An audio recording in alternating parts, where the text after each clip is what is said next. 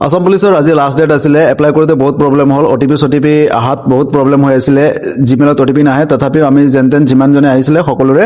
কৰি দিলোঁ ধুনীয়াকৈ আৰু ভোটত ট্ৰান্সফাৰ কৰিবলৈ আপোনালোকে যদি যোনটো জেগাত ট্ৰান্সফাৰ কৰে সেইটো মই অলৰেডি কৈছিলোঁ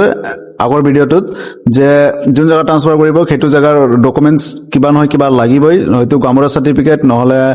লাইটৰ বিল তেনেকুৱা যিকোনো ডকুমেণ্টছ আপোনালোকে দিব পাৰে যদি উইদাউট ডকুমেণ্টছ আপোনালোকে ট্ৰান্সফাৰ কৰিব নোৱাৰে আমাৰ তাত আজি আহিছিলে কিন্তু আমি ঘূৰাই পঠালোঁ যে নহ'ব বুলি প্ৰথমতে আধাৰ এড্ৰেছটো চেঞ্জ কৰি ল'ব লাগিব আৰু এই আইতাই পেন কাৰ্ড এপ্লাই কৰিব দিছিলে কিন্তু পেন কাৰ্ডখন ৰিজেক্ট হৈ গ'ল ৰিজেক্ট হোৱাৰ কাৰণ হ'ল আইতাই এতিয়া বিয়া পাতি মানে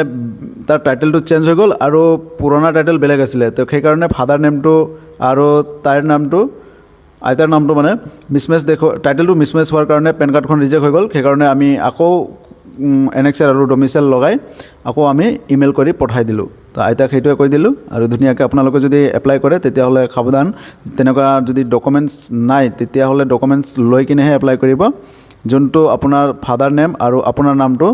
একেলগে থকা হ'ব লাগিব